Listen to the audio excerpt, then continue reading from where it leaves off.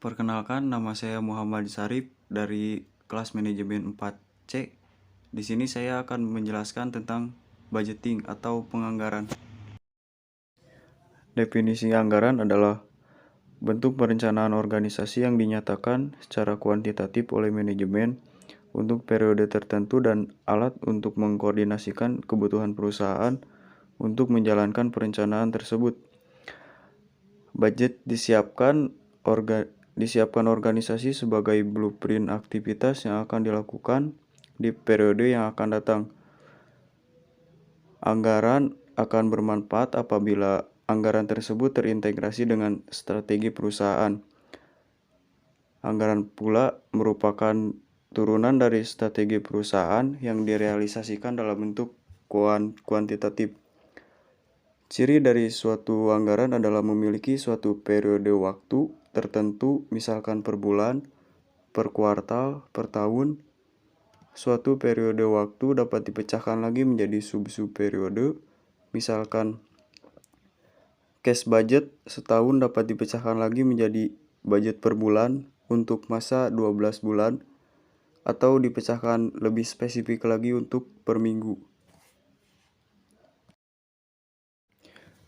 Ada 5 tahapan budgeting. Yang pertama, identifikasi masalah dan ketidakpastian.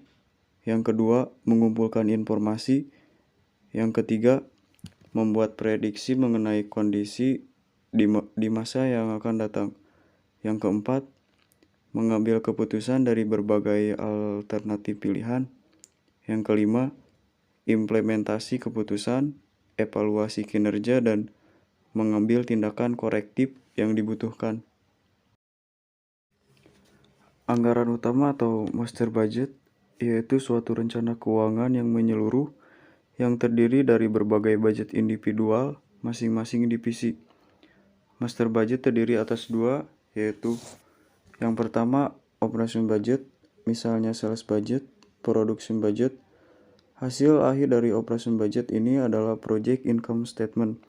Yang kedua ada financial budget, budget yang berkaitan dengan arus kas, masuk atau keluar, serta posisi keuangan suatu perusahaan. Penyusunan suatu master budget dimulai dari penyusunan operation budget, kemudian baru financial budget.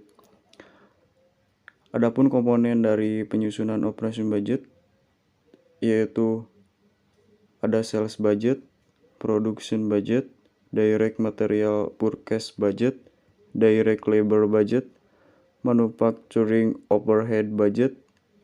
Yang terakhir ada budget income statement.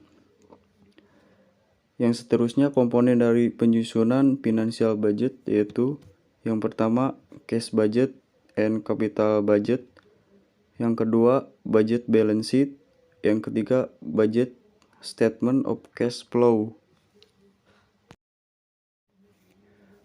Penganggaran partisipatif adalah suatu sistem penganggaran di mana para manajer tingkat bawah turut berpartisipasi dalam penyusunan anggaran.